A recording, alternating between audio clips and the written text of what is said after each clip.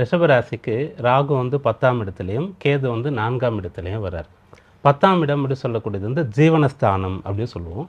உத்தியோகம் புருஷ லட்சணம், எல்லோருக்கும் ஜீவனம் இருக்கணும்.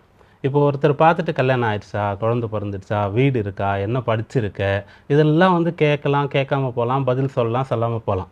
என்ன பண்ணுற அப்படின்றத கேட்பாங்க யாரை பார்த்தாலும். எல்லோருக்குமே சொத்து சேர்த்து வைத்திருந்து பெரிய செல்வாக்குள்ள குடும்பத்தில் பிறந்திருந்தாலும் கூட சம்பாதிக்க வேண்டிய அவசியமே இல்லைன்னாலும் கூட என்ன பண்ணுறீங்க, என்ன பண்ணுற அப்படின்னு கேட்பாங்க. அப்படிப்பட்ட அந்த 10ஆம் இடம் சொல்லக்கூடியது ஜீவனஸ்தானமாக இருக்குது. அந்த இடத்துல ராகு வரார்.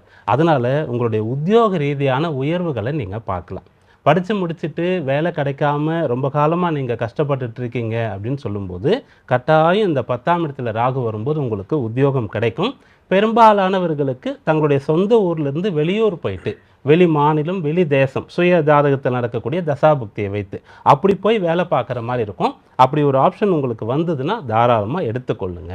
அந்த வேலையை நீங்கள் எப்படி செய்கிறீங்கன்றதை பொறுத்து இந்த ராகு உங்களுக்கு பலன் தருவார். ராகு கேது அப்படின்னு சொல்லக்கூடியது வந்து ஒரே ஒரு கிரகத்தினுடைய 2 முனைகள். அப்போது ஒன்று இப்படி திரும்பும்போது ஒன்று அந்த பக்கம், ஒன்று நம்மை நோக்கி வந்தால் அதை திருப்பும் போது ஒரு சக்கரமாக பாவித்தால் ஒன்று எதிராக போகும். இந்த பக்கம் நம்மை நோக்கி வந்தால் ஒன்று எதிராக வரும். அப்போ ஒன்றை விட்டு கொடுத்தால் இன்னொன்று உங்களுக்கு கிடைக்கும். சுகத்தை விட்டு கொடுத்தால் உத்தியோகத்தில் உயர்வு கிடைக்கும்.